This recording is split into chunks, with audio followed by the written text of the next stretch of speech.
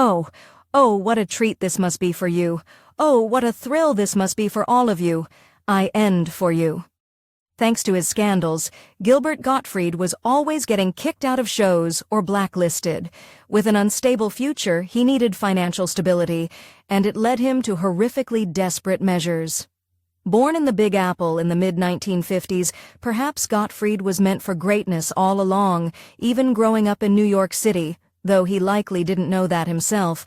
Gottfried grew up in a modest middle-class Jewish family, but he did show signs of greatness early, which quite possibly had to do with a certain kindred spirit in the family. Gottfried's older sister, Arlene, turned out to be quite a bit of an offbeat thinker. She grew up interested in photography with the bend toward capturing the unusual, while Gottfried himself grew up more interested in entertaining. With their environment primed for originality and expression, Gottfried often put on performances for his family, which they loved.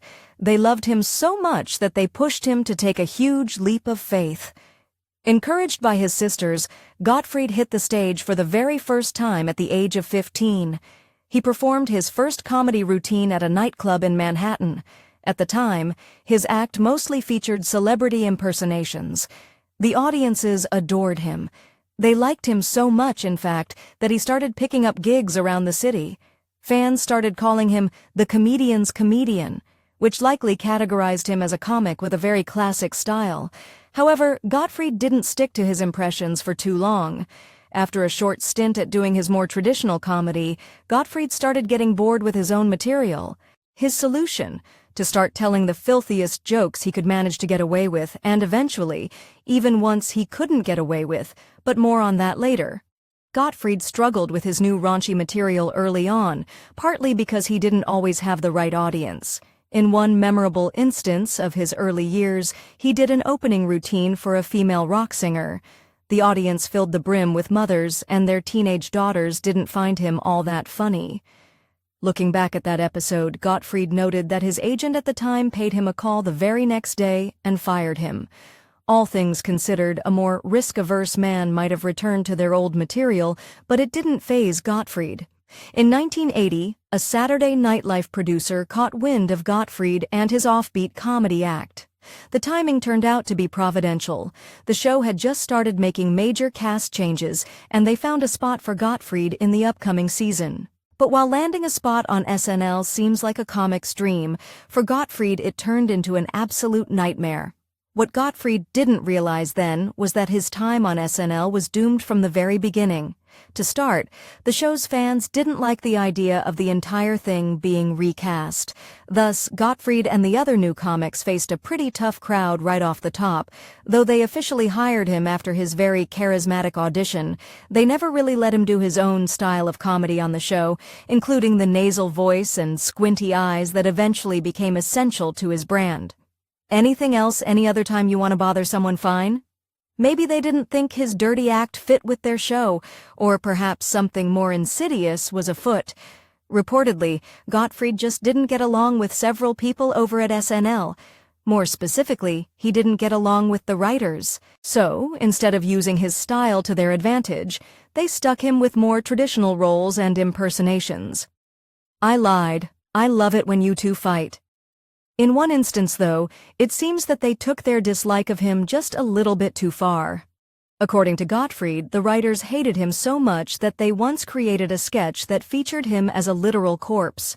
Granted, that's his personal take on things, and very possibly not why the writers brought him into a casket. Either way, his life at SNL didn't last too long. If you believe Gottfried's version of events, he turned out to be one of the last to know he wouldn't return to SNL. In an interview, he recounted getting a fan letter from a teenage girl who tried to console him for losing his spot before SNL even actually fired him.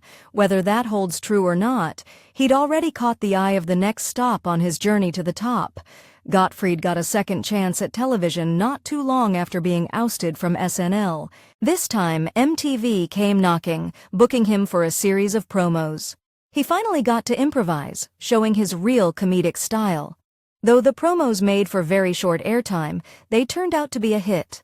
Bill Cosby discovered Gottfried through these promos and quickly became a fan of his work, so much so that he hired him for a reoccurring role on one of TV's biggest shows at the time, The Cosby Show.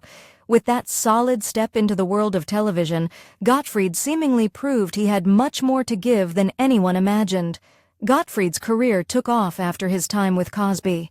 He appeared in multiple television shows and films throughout the 1980s, including Thick of the Night, The Howard Stern Show, and Beverly Hills Cop 2. He leaned into his own personal style, perfecting the nasal tone and squinty-eyed character many are familiar with today.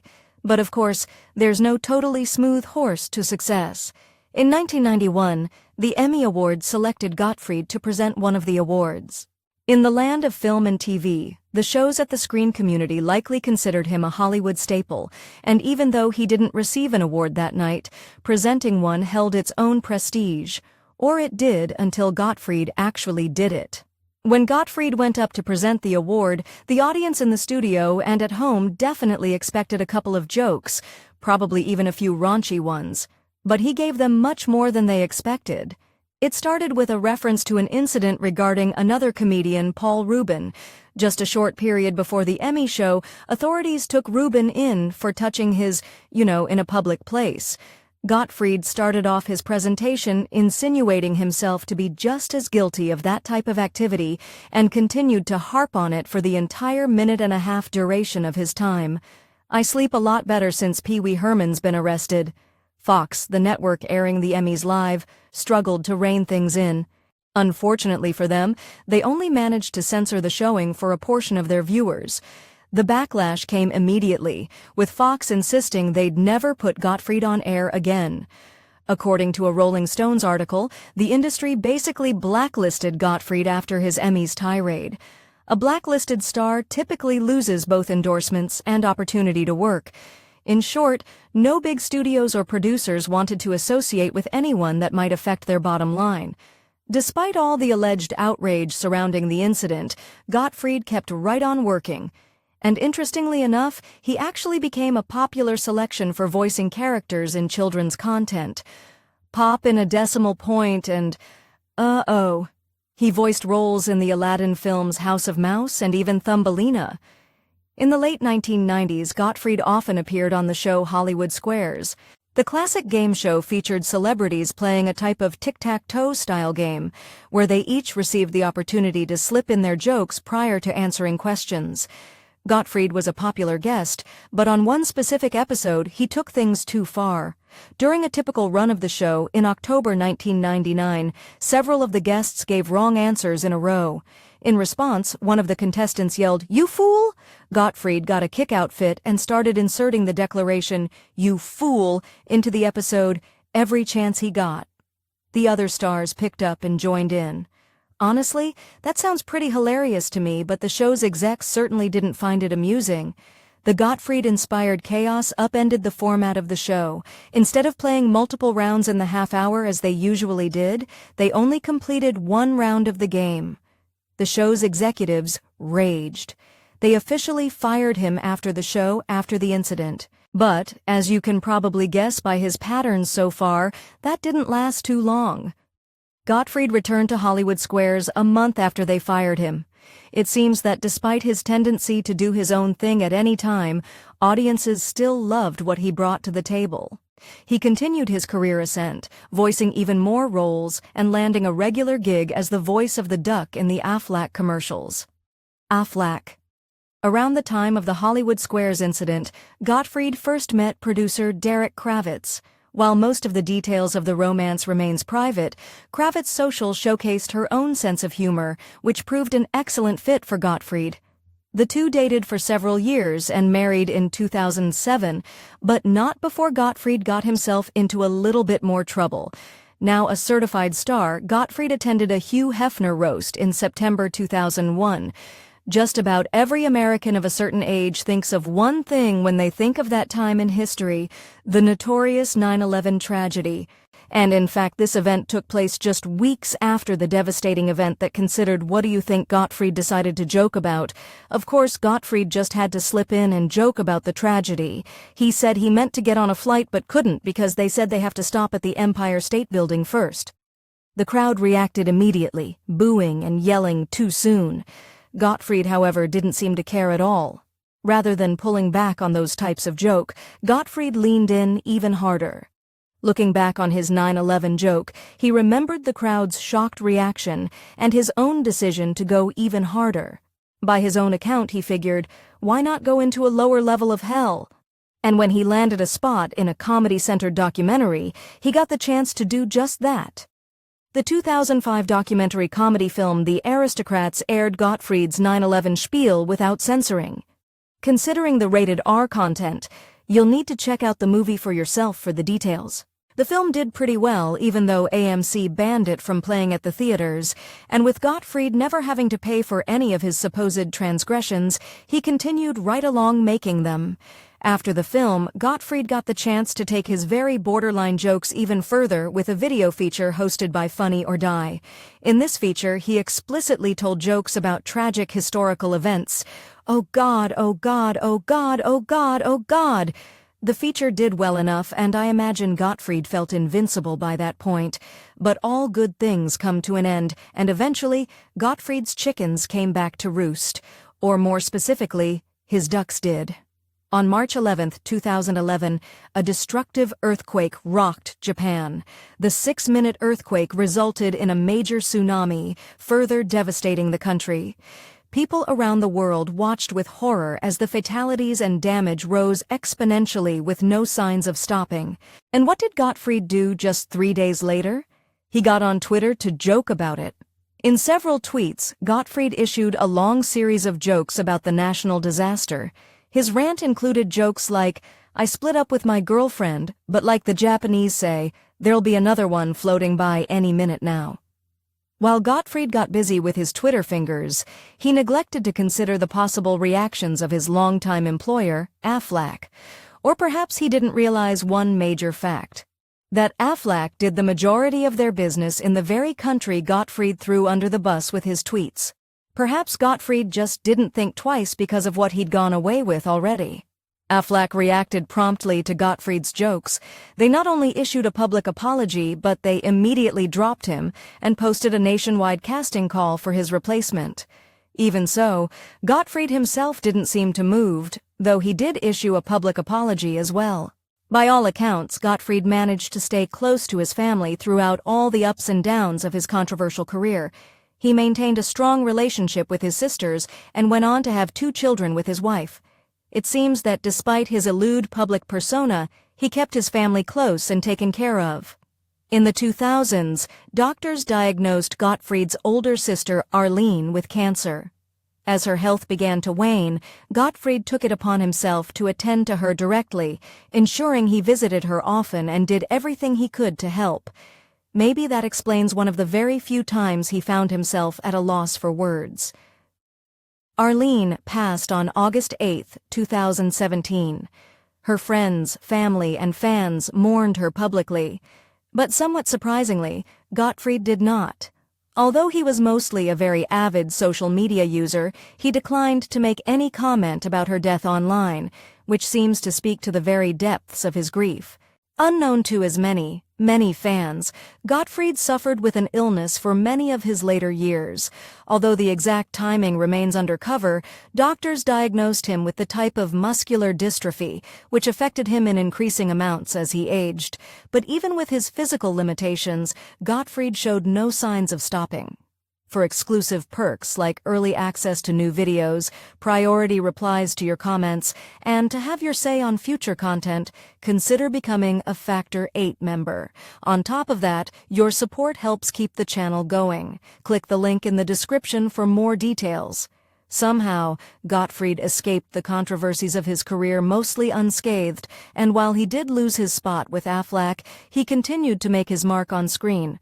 In the later 2000s and 2010s, he appeared in several television series, including Law & Order's Special Victims Unit, Family Guy, and even Hannah Montana. What are you doing on a Hannah Montana concert?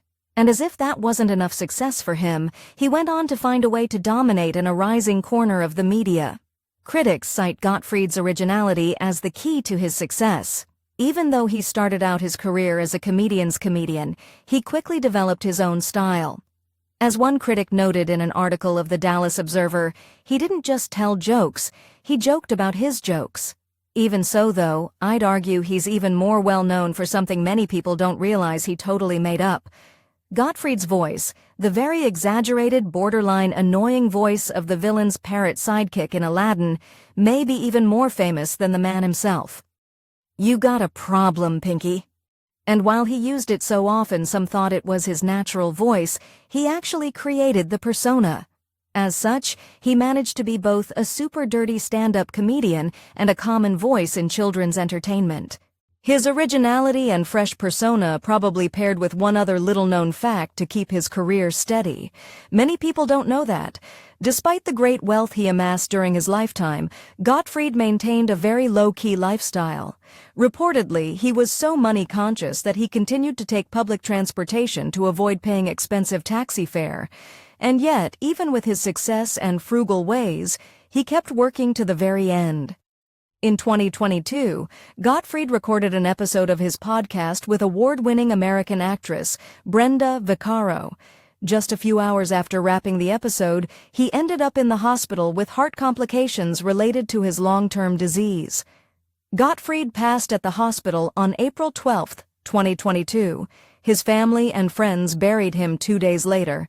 Several celebrities showed up to celebrate his life and mourn his passing, including Jeff Ross, Mario Cantone, and Paul Schaefer. As they laid him to rest, they made sure to do it with one more witty remark. Gottfried's family buried him in a cemetery in Valhalla, New York. On his grave marker, they placed a statement, "Too soon," a double entendre, alluding both to his controversial 9/11 joke as well as to his fans' consensus that he'd passed too soon. Luckily for them, however, Gottfried's physical end wouldn't be the last time they heard from him.